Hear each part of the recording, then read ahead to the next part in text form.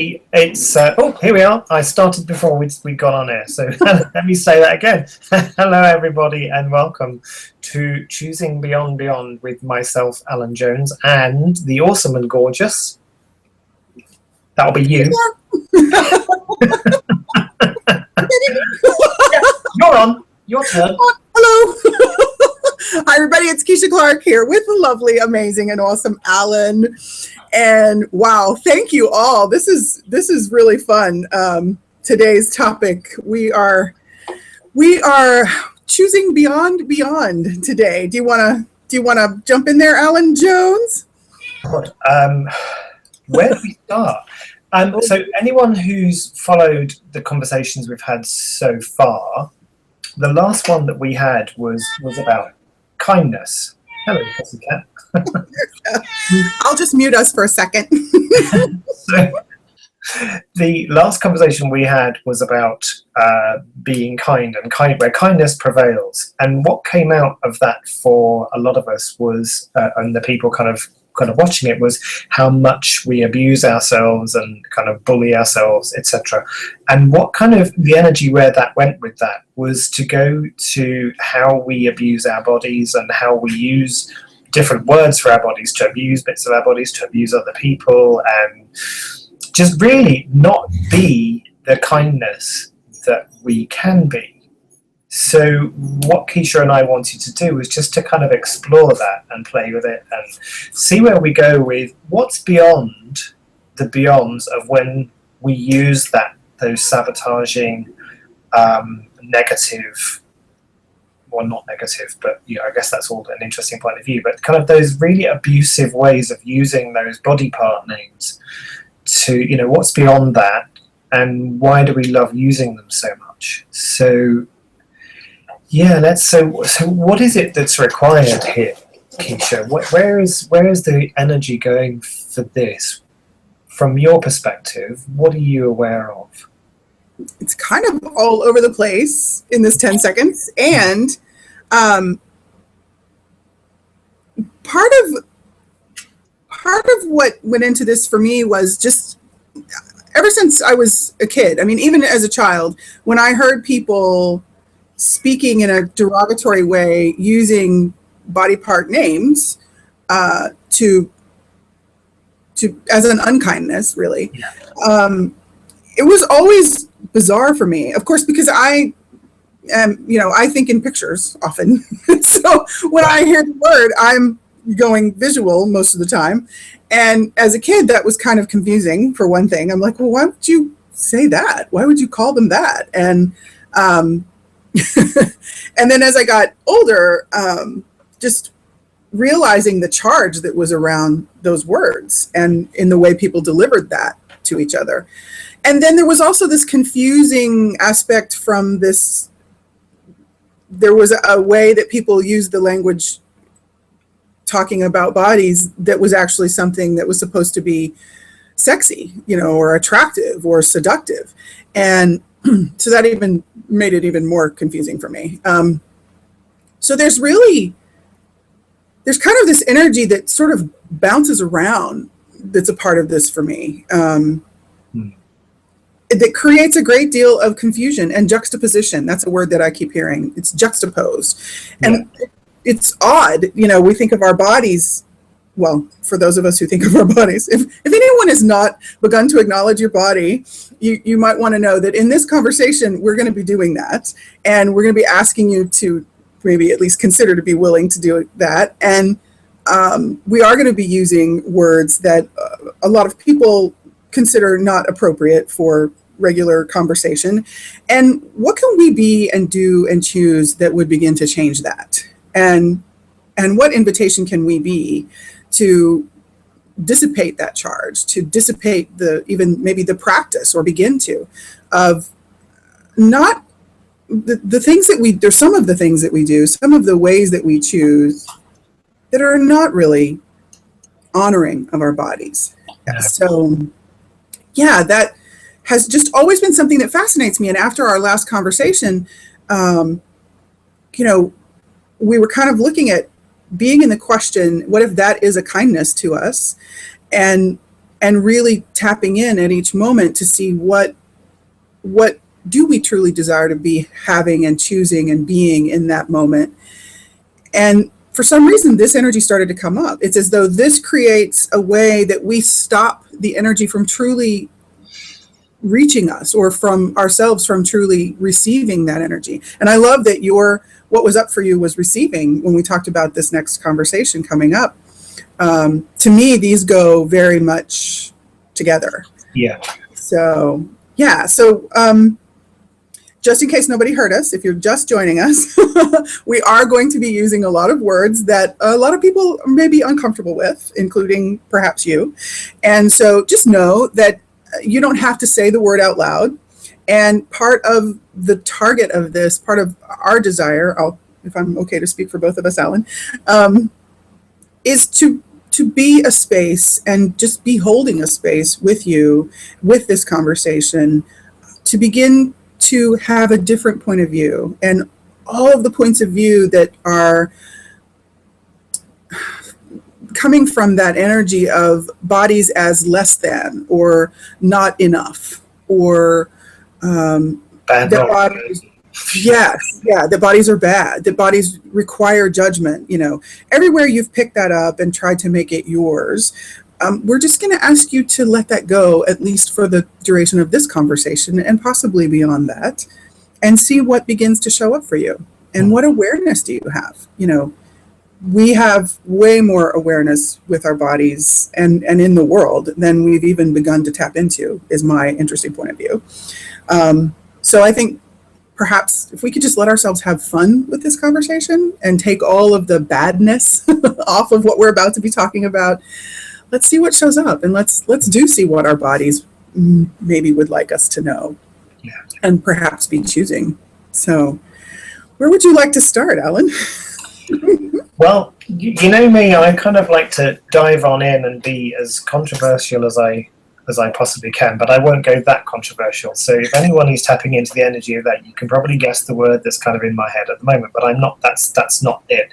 So I guess what would be, for me, my aim in life is to create a world where judgment is obsolete and kindness prevails. So with that in mind, where can we go first with this conversation that will create the greatest kindness in the world?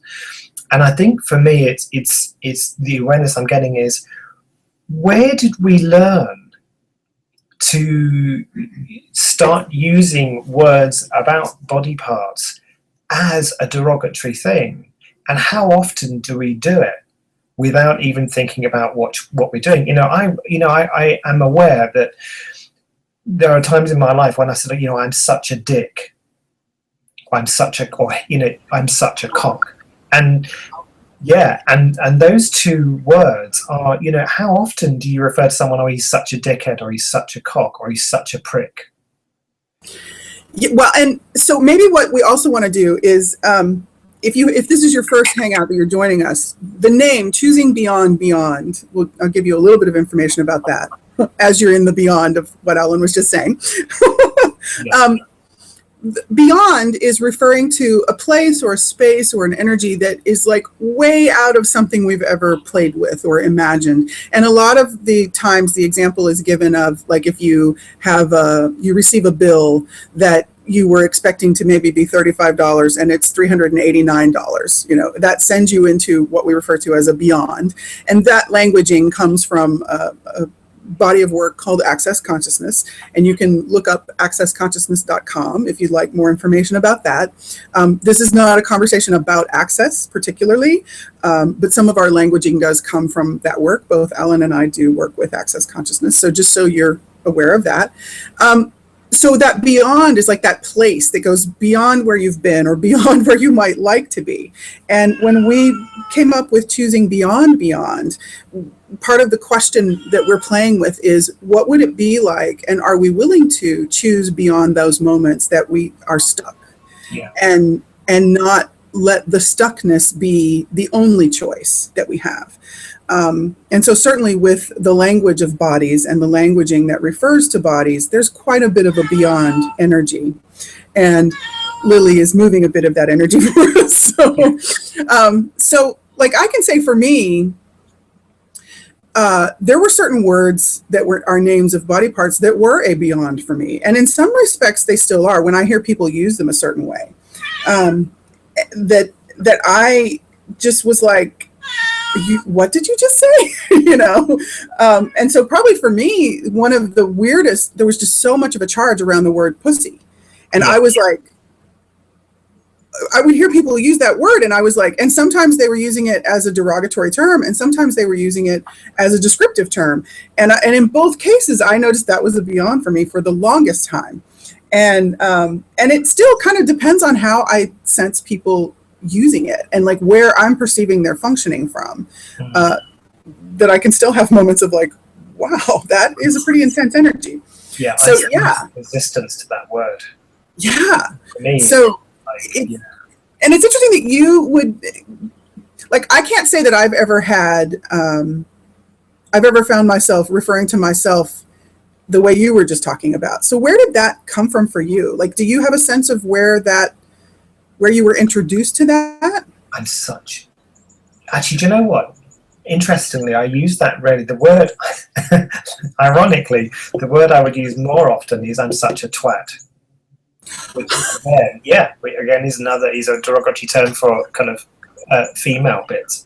And it's like, you're stupid. A twat is someone who's stupid, who's thick, or is being stupid. He's such a twat.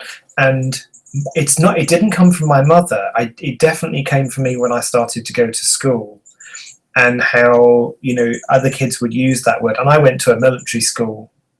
I lived in Germany for 5 years, and I went to a military school. So I dare say that, this is not about kind of blame, shame, regret, and guilt. This is not about that. It's just about awareness of where it came from.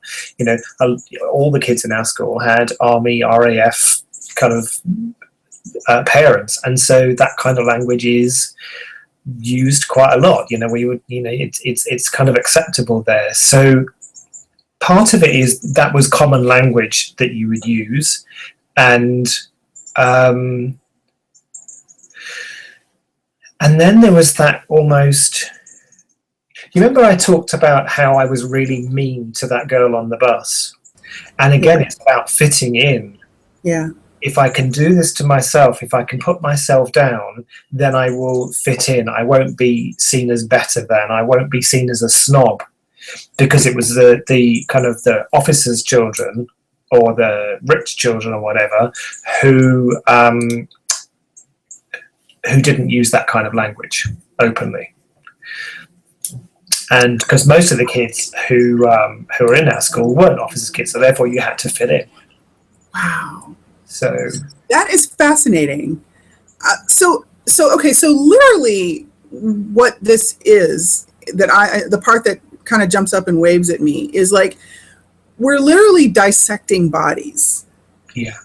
And there's a really weird energy around that. And so part of the thing, I don't have a target in this conversation. I don't know about you, Alan, but I just in case anybody's wondering, for me, this conversation is not about a historical lesson.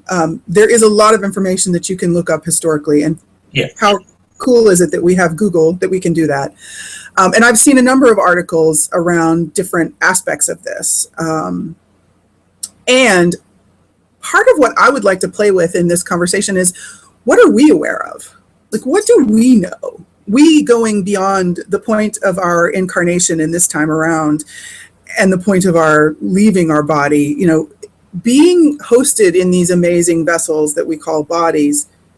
What are we connected to as far as the information, the data, the awareness, and what do we actually know is part of what I would like to tap into in this conversation. So does that resonate for you? Does that land for you? Yeah, that's totally cool. It's like, where can we go with this that will create the most? And actually, if anyone's noticed, I am kind of clicking around. It's because I'm just looking to see if there are any questions. So if you have any questions, you can pop them in the Q&A here on Google+, or you can pop them on the Facebook event ad. So if you have any questions about anything or anything you want to share, then feel free to do that, and I will be paying attention as much as I possibly can. So If we didn't use, so let's look at that. If we didn't use these body part words in such a derogatory way, actually, no, let's just ask this question. What have we made so wrong about using body parts as names for people? Yeah. Yeah. And when did those body parts become wrong? Yeah. And there it is. Like, when did we start? So, yeah, like the word pussy. So I've heard it used as, oh, he's such a pussy, as in, or she's, and you never really hear it. Actually, I tend not to hear women use that as a term. I think it's a men thing. He's such a pussy, as like a wimp. Mm-hmm. And don't be such a pussy. And then you have people using it in a sexual, oh, she had such a sexy pussy or whatever. And that for me is where I start to go into a bit of a beyond, like, oh my God, don't want to go there. And that for me is all about the stuff around being, or you're having a preference for men, and how many gay men have a kind of resistance and reaction to that word. And for me, the word pussy for a vagina is, the energy of it for me is like it's dirty, bad, and wrong. Wow. I know. And like, wow. where did I pick that up from? Because my mum would never use that word. So, yeah. So is all of that yours? Oh, none of it is mine. I mean, okay. Yeah. See, all of that is what I'm picking it up. Yeah. Woo. Wow. And there is a huge charge on that. Huge. So everyone who's watching and has a charge on pussy, everything that is, are you willing just to let that go now? Woo. And what if you had absolutely no point of view about that word? Because here's where we go controversial. It's like, what if it's just a word? And what if using that word at a certain time could actually create something? And there's also the connotation that actually people refer to cats as pussycat. Mm-hmm. And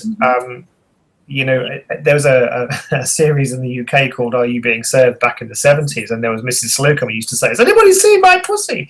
And they would make this big joke about it. Mm-hmm. And actually, also in Mrs. Henderson Presents, she talks about pussy, and for her it's not a derogatory term, it's just a description.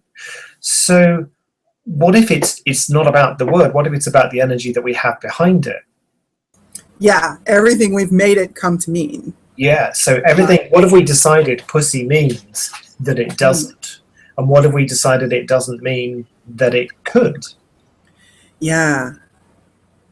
And everything that is, let's just kind of let go of that now, if you're willing to let go of all the charge. Because what if you had no charge around this? And I'm not suggesting you go around calling everybody a pussy. God forbid. It's like, what would create the most, and where can you use it to your advantage? And what if you had no charge? And what if you stopped abusing? It's like, what would be wrong with using pussy for you, that part of your body that where you're kind of pleasuring yourself? Someone recently talked to me about how her partner gave her a pussy massage. And that's the best way that she described it. And for her, it wasn't a derogatory term. Yeah. Yeah. It's like there is this interesting energy of, referring to it as something sacred, referring to, and a lot of people say the word yoni or use that word yoni. And then on the flip side, I also hear a number of women's groups talking about pussy power. It's sort of this, this trend we have that we see of women just really beginning to acknowledge that, hey, we have a pussy, or if we want to call it a yoni, or if we want to call it something else, their pleasure box, there's all kinds of names for it. And so when we, as a woman growing up female, when I heard guys use that term toward other guys as a derogatory term or an insult, there was a strange charge around that, of course. And what I wonder is, the more we're hearing that, it's like, because we're so aware, or given that we are so aware, So we've got stuff going on right here. And it's like, what is going on? What does that set in motion? And how much of that can we begin to let go of? Like everywhere that, it's almost like a background program running. Do you know, I wonder if part of that, what do we reject? It's the thing that we actually desire the most. Yeah. So what if, and it is men, I find, who refer to that pussy, whatever. The men tend to do it more, and that's just my my experience. And how many of those men actually really enjoy it? And so they don't want to seem to enjoy it, or whatever that is. It's like, and so we find these words to kind of just make it so unappealing. And that's why I think men often will use the words like dickhead, cock, twat for a woman. It's that kind of stuff. It's like we're rejecting something that actually we've been told is bad and wrong and naughty. Mm-hmm. So I think that's what it is. It's like, and Rehoboam's saying here, we give our power away to words, and we use them as an offense. And I think that for me is about pushing away something that we desire and enjoy. Yeah. And the other thing too is like when we're little bitty and we're first learning words. Yeah. I don't know about anybody else. I can say that it was something that occurred in my family with certain members of my family who had obviously some issues around different words. When it came to naming your body parts, either eliminatory parts or reproductive parts, children are so not, they have no point of view. Most of them have no point of view. They haven't learned to have a point of view around it. And so they're pointing and naming, we're just talking about things, or we're, in fact, in some cases, we're reaching out and touching different body parts. And how much of the imprint of people's reaction to that even, it begins very early. It just fascinates me how so many people struggle with allowing their kids to call them penis and vagina. I mean, it might sound a bit clinical to something, but I actually have no charge around it. Exactly. I don't think vagina sounds particularly sexy. Come and fuck my vagina. It's like, okay, that kind of doesn't really work for me. That's probably because I'm, because I have preference for men. If someone said, come and suck my dick, I'd be like, yeah, okay, I'll do that. And, I think, but it's like, willy is the word that is so often used, and I've heard for female parts, front bottom and back bottom, and it's like, really, what I've heard that too. I mean, what do you do with your bum? I mean, mostly it's kind of for elimination of stuff, but actually, for both heterosexuals and actually, well, whatever your sexual preference, whether you're gay, lesbian, or straight, people use the bum as a pleasure center of going in as well. So it's like, but coming back to that, it's like mostly it's used as an elimination thing. So you're calling it a front bottom. You're calling it something that actually is all about eliminating waste. So comes out there, your menstrual kind of cycle comes out of there, and okay, your wee comes out of there too, and your cum will come out of there. It's like, okay, so all of that's it's about eliminating. So is it any wonder we get a little bit confused, or we get a bit of a charge? And why would I choose to? Oh no, that's really bad. It's wrong. It's smelly. It's blah blah blah. And I'm just like, the Victorian age, I think, has a lot to answer for in terms of no, that's about blame. Okay, so let's get back into awareness. So I think a lot of this stuff did come from that age where body parts were not discussed and euphemisms were used. And we, the abuse that we give our bodies, it's like, what do our bodies, our bodies can perceive and receive everything that we do that. And it's just like, when you use these words as in a derogatory way and an abusive way, what's that doing to your body and to the body of the person to whom you are projecting? Yeah. It's like, what would it be like if we just didn't do that? Yes. And all the bodies take a breath. Yeah, exactly. It's like, what if you could be What if you could receive someone calling you a body part name? What if you could just receive that with no point of view? Yeah. And being an announcer, that doesn't mean you have to be a doormat. It doesn't mean say you have to put up with someone doing it. It's like, do you know what? That's great. You're choosing that word. It doesn't work for me. And if that continues, then we're going to have to part ways, and that's cool. Yeah. Yeah. And what about the lie that's present that we're perceiving? Yeah. In that, and what I was just getting is the sense of, oftentimes we use those words or those body parts as the representation of the female or the male. And so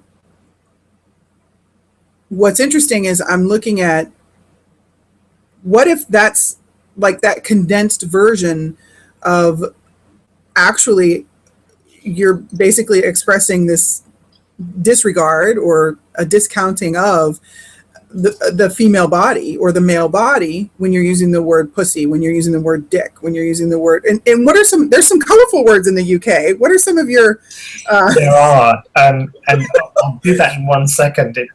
We've actually got a question which is awesome. Wendy's put on the page, what is it about, well, let me find it. She said it's about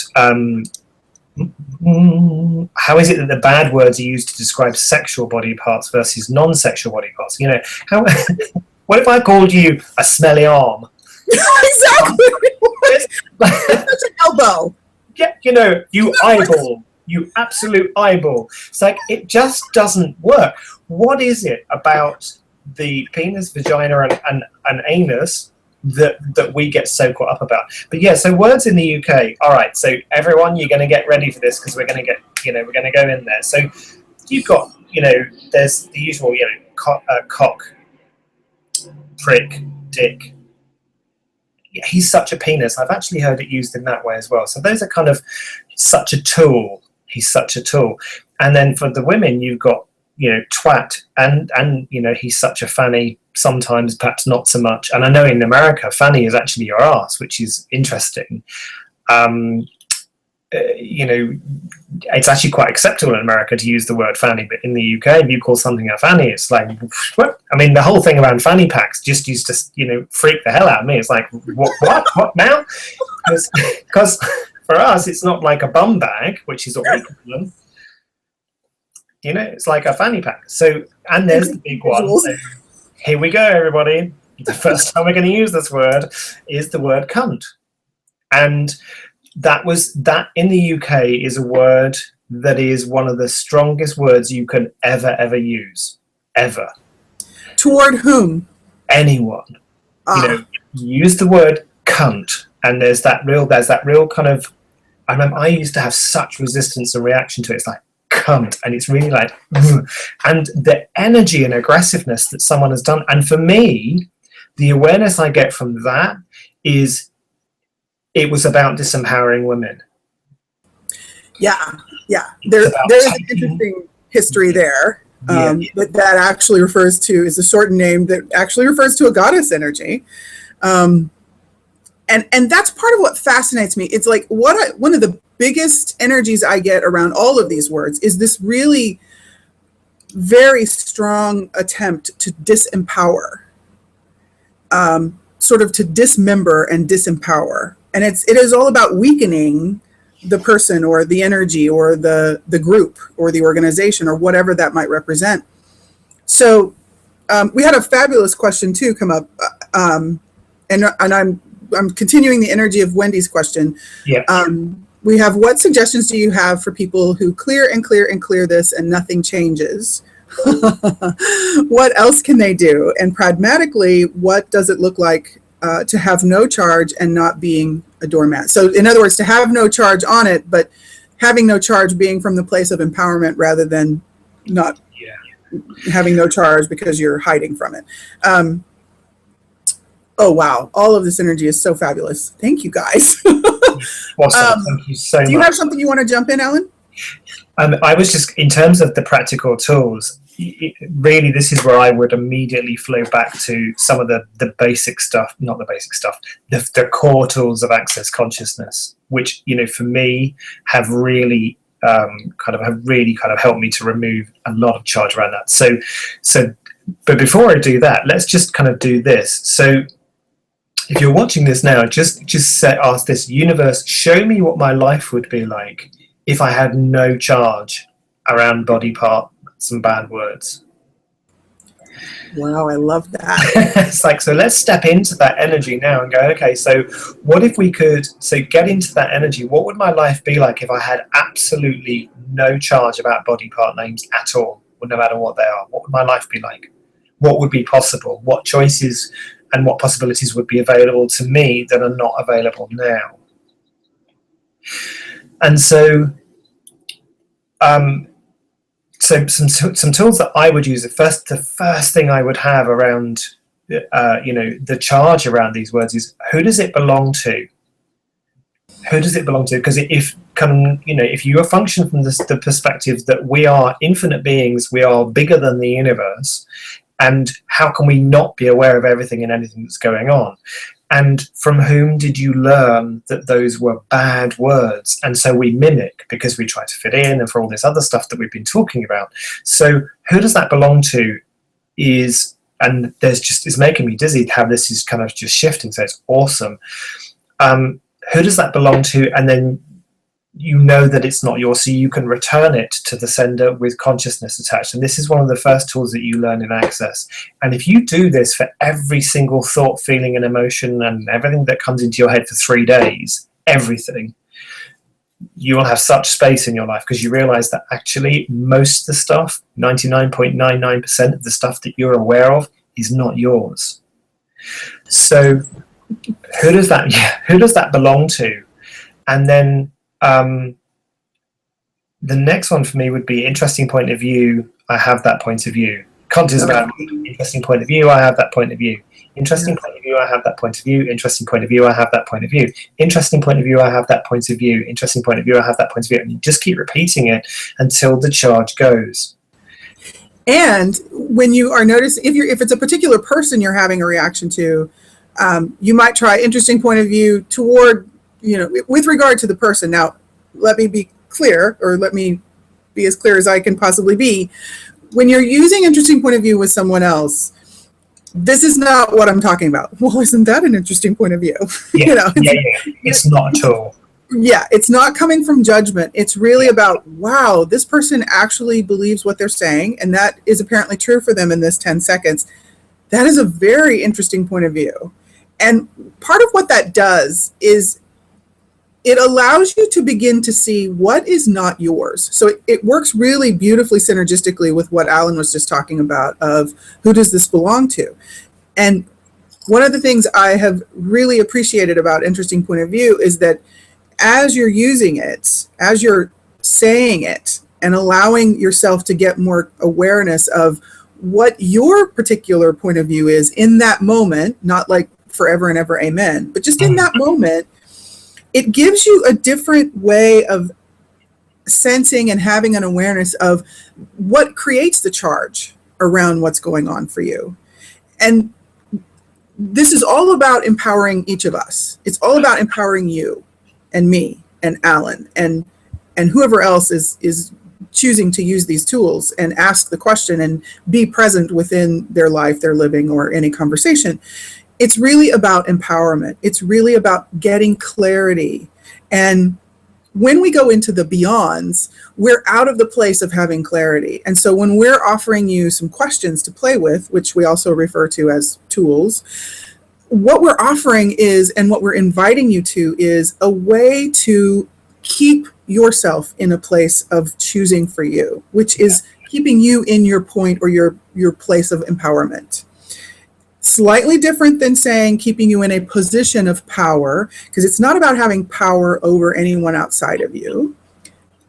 There are other conversations we could have around when it is appropriate to be a different energy that is required for you to be in that moment. But in a general sense, what we're talking about is you being in a place of empowerment, each of us being in a place of empowerment within the conversation we're having, within whatever's going on for us in that moment. So one of the things I also would like to put on the table is because we take on so many things that are not ours, and that was a part of this last question we were looking at, is when you try to clear it and you've tried to clear it, or when you've cleared it and you've cleared it and you've run a million questions and clearings on something and it simply doesn't go away. That is one of the indicators that perhaps this isn't yours. Mm. And part of our awareness around that is, if it doesn't belong to you, you really can't change it. So yeah, what you got, Alan? I was also going to say, the other thing that it's worth being aware of is something that's not true for you, actually you can't change either, because yes, you're trying to change a lie. And let me just kind of clarify that. Someone says to you, you are, and I'm going to use the words because there's so much charge around it, you are a cunt. And where they're coming from there is that that's a kind of a bad, disgusting, horrible thing. Are you really that? How much do you go in defense around, I'm not that, how dare they call me that, I'm not one of those, I'm not one of those. And it's like, what have you decided one of them is that it would be really bad to be? So get rid of the actual word itself and say, what's the energy of what you've decided a cunt is? You know, let's look at what that is. What does that mean for you? And are you that? And are you willing to be judged as that? Because when you're willing to receive the judgment, because it's just an interesting point of view, sometimes you can be such a bastard, you know, my nan used to say to me, and you know what, actually, yes, I can. And where would it contribute the most for me to be that energy? And so something that Rioja said in one of the questions was, you know, when you clear all of your charge around your body parts and the words we associate with them, you get choice. You get complete choice. Totally. Yeah. And there was something else that Wendy's put on the Facebook page. She says, you know, I wonder if it's the shame about our sexual body parts that is the reason these words have such negative charges. So everything that we're talking about here, you know, yes, it's again, you know, Rioja's question about when you can't clear something, we have things called distractor implants, and two of them are shame and guilt. Yeah, and it's like we get told it's bad and wrong to touch ourselves, to have those body parts, to pleasure those body parts that, of course, all are about elimination, not about kind of pleasure and enjoyment and all of that. So what you kind of need to do is to destroy and uncreate all of the distractor implants of shame and guilt. Again, these are things that you can learn if you go to the Access Consciousness classes. And, you know, trust me, this is not about kind of selling Access Consciousness. This is about, you know, giving you tools that you can use and possibilities to clear, so you have choice. You have infinite choice. Yeah. It was very interesting. The first time I ever used the word cunt referring to someone else in a derogatory way, and I've not really done it that many times because of what occurred. And what happened for me was, immediately there was this heaviness in my body. Now, at that point in time, at that specific moment, I did not have the tools I have now, nor did I have the life experience I have now. But what I can say as I go back to that moment to look at that was, immediately there was this heaviness. And heaviness for me is something is not registering here, something's not landing. So as I have kind of looked at that now with regard to what, you know, knowing we were going to have this conversation. And of course, I have an extensive history with body work and working with people with body image and working with people with, you know, healing and rejuvenation and recuperation of bodies and rehabilitation of bodies. And what was interesting is now my awareness is that heaviness was a part of my knowing that actually cunt was not referencing something awful. So even though I was using it as an insult to someone, and thankfully I did not say it to their face because that could have gone so badly, I just chose to say it as I was walking away from a circumstance. And what I get is how it's like, even then there was a knowing for me. I wasn't in touch with it. I wasn't choosing to be aware of it because I really wasn't in my awareness in that moment. I've had a lot of moments that I haven't been in my awareness in my lifetime. I'm probably the only one.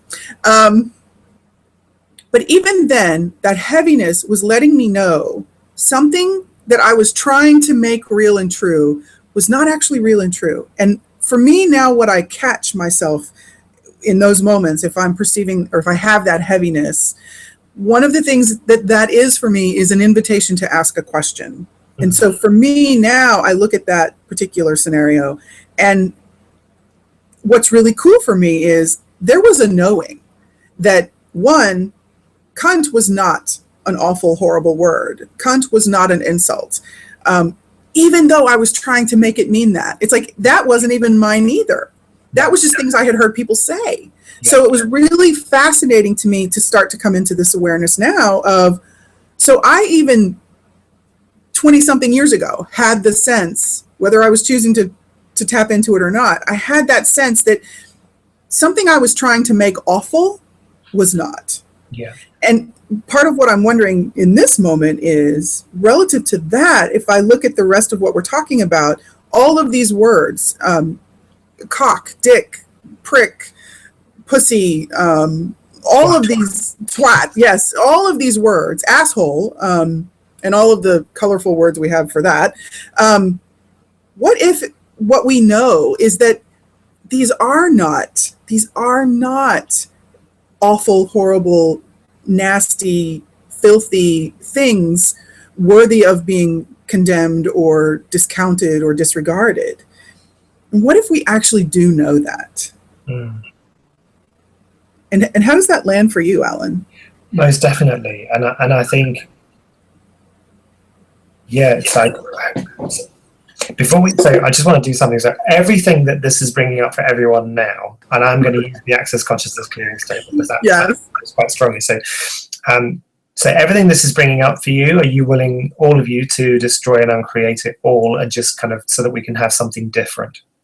Yes. Right, good, bad, pop, pod, all nine shorts, boys and beyonds. And if you are not aware of what the access consciousness clearing statement is, you can go to theclearingstatement.com.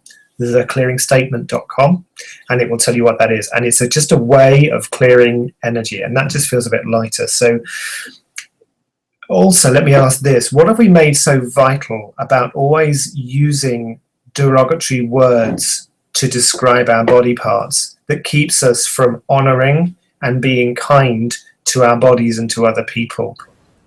I love that. And what have we made so vital about not doing that and resisting and reacting? So everything that is, can we destroy and uncreate all of that now? Wow. Yes. Terms have got to leave. Right, wrong, good, bad, pop, pod, all nine shorts, boys and beyond. There's really a charge on that, Alan. There is. So it's like, wow. Okay. So choosing beyond. So all of the beyonds that are coming up for you now, all of you who are listening to this, whether it's now or in the future, will you destroy and uncreate all of those and step beyond them? Yes. Just let them go. Just let them go. And expand your energy out. It's like, okay, so what's true for me?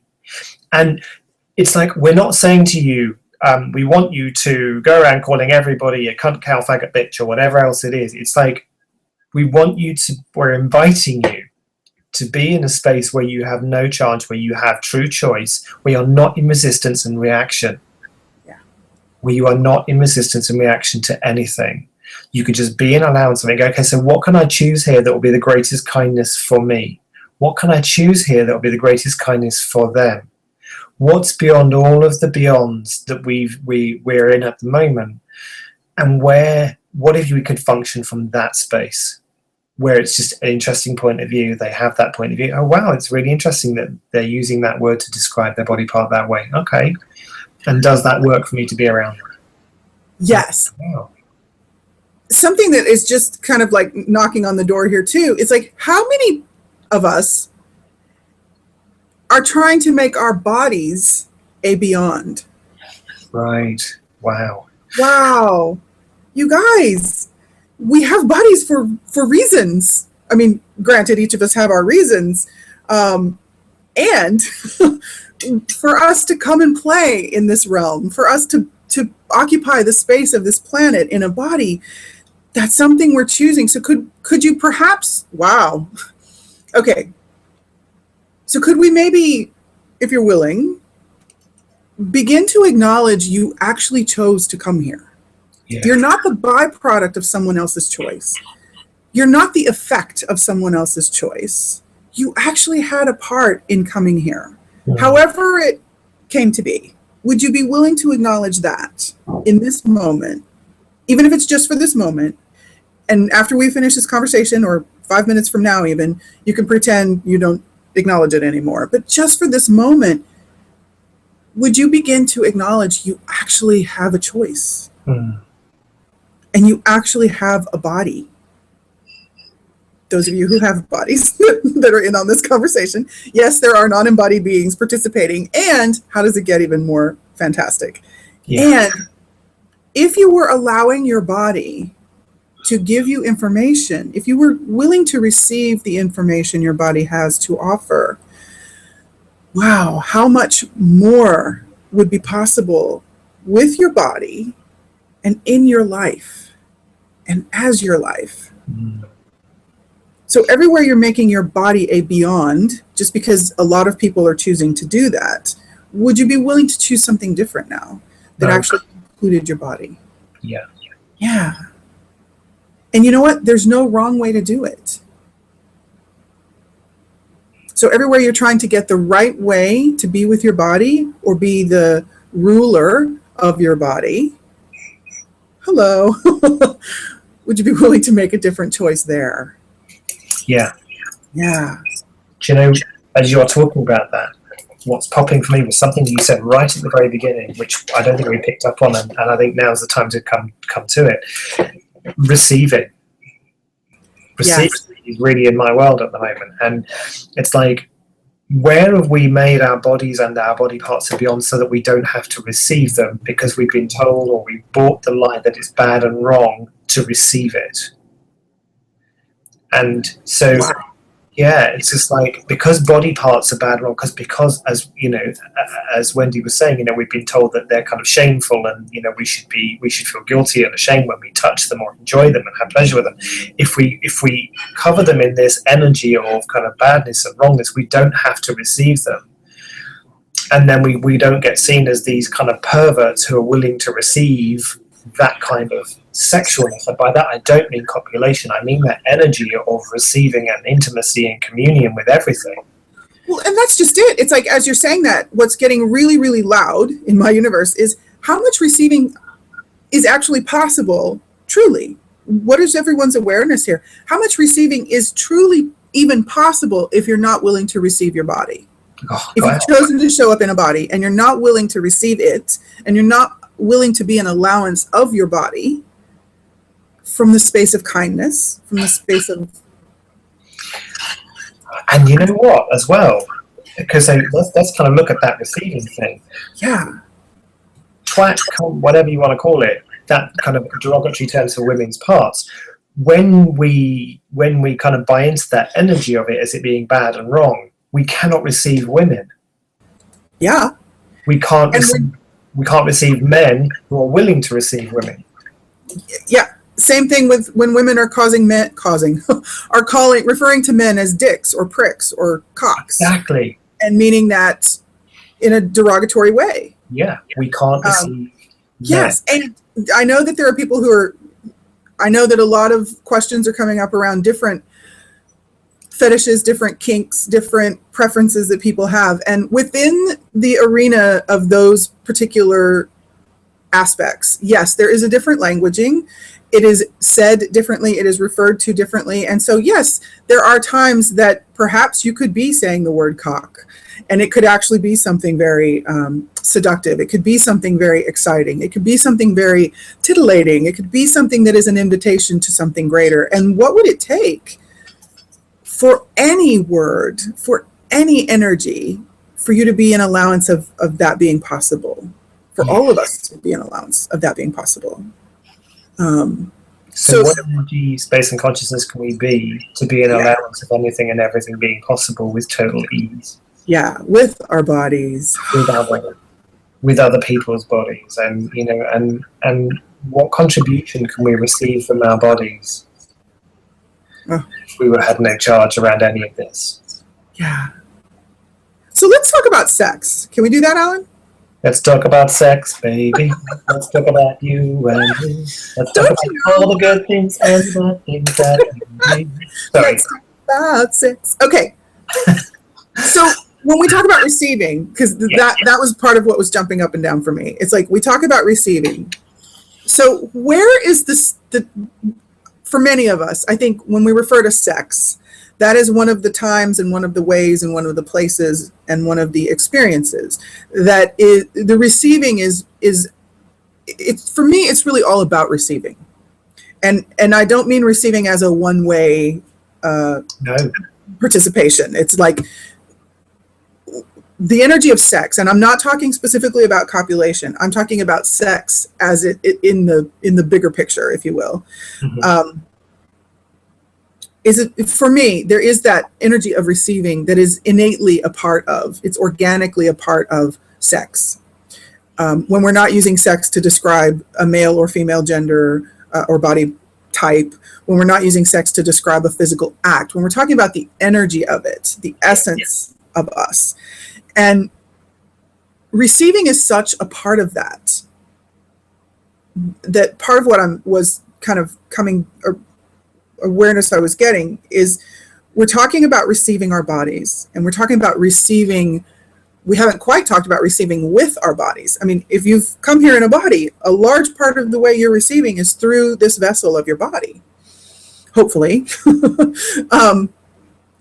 So when we are using this trend or this thing, this weirdness that we've created around this whole body part name, everywhere we're creating the default program that is for us, however it looks, in order to keep ourselves from receiving, in order to deny our bodies. Yeah. Would you be willing to make a different choice? And would you be willing to even consider what receiving could be for you? Receiving looks different for each of us. You know, if you're a woman and you have created some reasons and justifications not to appreciate men, not to like men, not to want to be around men, just because of their body, just because they showed up in a male body, would you be willing to start asking yourself some questions? And everywhere we've associated and defined the absolute limitation of what a man or a woman can be based solely upon the body part that represents that gender, would you be willing to choose something different? Awesome question. Yeah. Wow. So for how many of us is a man completely determined and defined by a penis? Yeah. And his balls. It's like, grow some balls. Yeah. Oh, yeah, because we haven't even got into that conversation yet. Well, yeah. And we've got 3 minutes left. If we go a few minutes over, I'm okay. If you're okay, Yeah, Alan. that's cool. Yeah. All the energy. And everywhere, every one of us, any one of us who's done this has defined a woman as a vagina or a pussy or a cunt.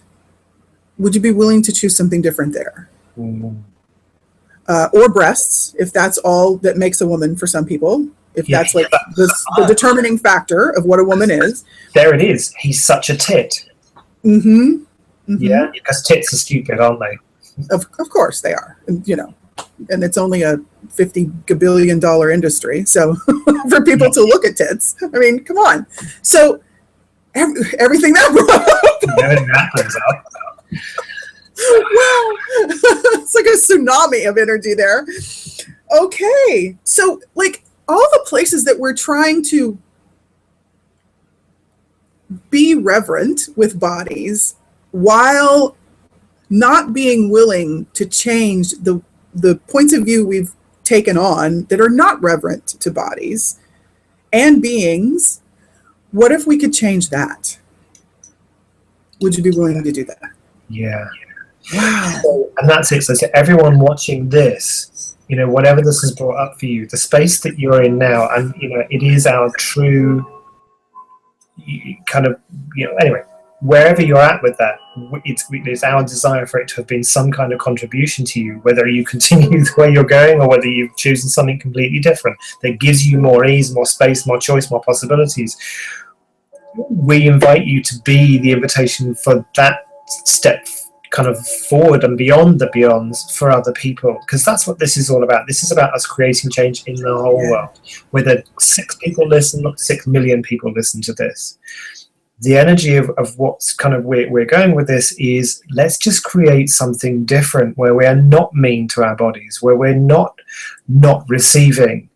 And, you know, and as Keisha was saying around the whole sex thing, you know, even when you are doing kind of copulation and putting body parts together, for a woman to receive a man, or for a man to receive a man, or for a man to receive a woman, you know, depending on however you want to play with that, if you're not willing to receive the person who's kind of doing to you, you know, it's like, can you receive the other person receiving you? So how many men kind of have sex with women and are not willing to receive the woman receiving them?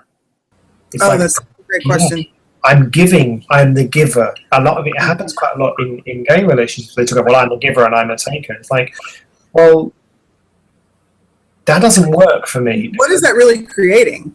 Exactly. It means that I could never receive from the person that I'm giving to. And for me, it's not about giving, it's about gifting and receiving. It's about sharing and contributing. Yeah. And if someone can't receive me and what I'm actually being for them, it's just not fun for me. It just isn't fun for me. And and how many men are willing just to, and women as well, you know, oral sex, when you talk about that, I know this is probably a hangout for another time. It's, you know, let's talk about sex on another occasion. But it's like, part 2. Yeah, well, exactly. It's like, are you willing to actually just receive? You know, Glenise Hughes talked about it once on, you know, she did a whole radio show about radio show. Yeah. It was awesome. Yeah. So are you willing to receive? And what if the beyond of these beyonds is willingness to receive all of your bodies and the pleasure and the joy that they can bring you, and that they can be as the gift to other people, and without a charge at all, so you have complete and utter choice to be the greatest contribution that you came here to be. Yeah. And could we tap into our bodies? As you were saying that, what was really coming through for me was how many bodies are asking us to eliminate the points of view that prevent us from allowing our bodies to receive. So I would like to, if for whoever's willing to do this, take a moment, and if you would just take a breath and relax the energy of you. Yeah. And if you would just ask your body, body, show me what you are able to receive. Wow. You're not looking for a specific word. The energy is already up. Do you perceive the vastness of that? Do you perceive what your body is capable of receiving? Huge. And do you know, this kind of links so much to something that Tamara Juncker was saying she's doing a relationship teleseries at the moment. Mm-hmm. And being and receiving are synonymous. Yes. It's like, if you're going to call it anything, it's two sides of the same coin. You cannot be without receiving, and you can't receive without being. There is no separation with that. Yes. So it's like, when you are being with your body, you are receiving your body, and your body's receiving. So I love that. It was a great kind of way you went with that. It's like, so what are your bodies capable of receiving? And what are you willing to receive? And that's the beauty, part of the beauty of this. It's like, if you're willing to allow your body to show you what it is, its capacity to receive. Yeah. Thank you, Alan. Alan's moving some energy for us. If you're willing to be aware of your body's capacity to receive, would you also consider the possibility of, wow, what is that word? As you are, as each of us is, I'm saying you as a general term here, as each of us is able to eliminate the points of view that our being has, the beliefs we've bought into, whatever they're about, the opinions we have, the characteristics we've adopted, or the disposition that we've created for ourselves. If each of us would be willing or could be willing to change that, do you get a sense of actually working more synergistically or being more synergistically present with your body, and what else might be possible for you to be creating and having then? Would you be willing to let yourself know that? Because there is such a hugeness there. There is such a limitlessness that energy is. It's like we describe, Wendy was saying, we don't call people other parts of the body. We don't say, you're a smelly eyebrow or anything like that. It's like, so I just love, actually, do you know what? I'm going to love playing with that now. I know. So Wendy, if you're still watching this, I am so grateful to you for that, because that's been such a brilliant, that's going to be fabulous in my world. God, you're such an old leg. So, or not, because it's like, that's not, because let's not kind of turn any of our body parts into it's about being present with all of your body and be willing to receive all of your body. And it is that total, vulnerability, gratitude, allowance, trust, and honoring of every single part of your body. And if you had no charge on what any of that is, it's like more choices available to you. Your body can receive more, and you can receive more of your body. And your body is, your body is willing to receive all of you. Mm-hmm. Your body has no point of view about you apart from vulnerability, gratitude, allowance, trust, and honoring. Your body has the 5 elements of intimacy, and it is willing to have those with you. Or it's like, how present are you willing to be with your body? And talk about up-leveling your receiving from anyone and anything else. I mean, in your relationships with your lover, with your children, with your businesses, with your house, with your car, with your horse, whatever it is, in every single relationship, if and when we can be in allowance and in the willingness of receiving our bodies, receiving us, what can you just even tap into what that could create in your relationship to everything and everyone else? Absolutely. Everything and everyone else. Everything and everyone else. What else would be possible for you and your body in this world? And what invitation could that be for others? And what change could it create? And oh my gosh. Could it be for the whole world? And what if one of the reasons that you chose to be here was to be in allowance and receiving of your body, and to be that invitation to change it in the world? Because now is the time to change. Now is the time for us to be present with our bodies in this physical reality, because that's why we've got bodies. And it's like something has to change. If we want a sustainable reality, if we want a reality that is beyond judgment and where kindness prevails, then we got to start being kinder to our bodies and receiving them. And there it is. And that's the potency. It's like you want to change your life, you've got to receive all of you. So you can stay in this place of limitation and using words, or you can step into that kind of beyond and go, yeah, this is uncomfortable, I'm fucking going there. Yeah, and so in the beginning when we were talking, and with Wendy's question, and I believe one of Rio's questions, when we are using this negativity or inventing this negativity around the body part thing with regard to sex, if we could just sort of spin that a little bit around, where are we making receiving, creating us as weak? Are you perceiving receiving has to come from need? Oh my God. So this thing about you need sex, and in many cases that specifically refers to copulation. Yeah. So everywhere we've been a part of creating any of our life from that, could we please change that? Yeah. Like, what if you could choose to be having sex? And I don't mean having as in the physical act specifically. I mean having it, allowing it to be something that adds to your life, whether that's feeling a breeze across your naked body in a meadow, or actually having some of the most fantastic copulatory activity you can imagine, or having the most delicious meal prepared by someone who absolutely adores you. And what if all of that, you know, the sex of that, the generativeness of that, if you were approaching it from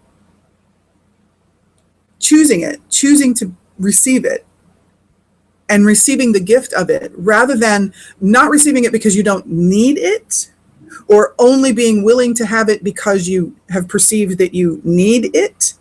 The neediness, does anybody, I know you're tapping into that, Alan. Yeah. And I don't know if I'm saying it in a way that it really lands. What you're saying is making a lot of sense, because need is a big fat lie. Yeah. That's why it feels so heavy. We don't need anything. We are actually needless. We're beyond.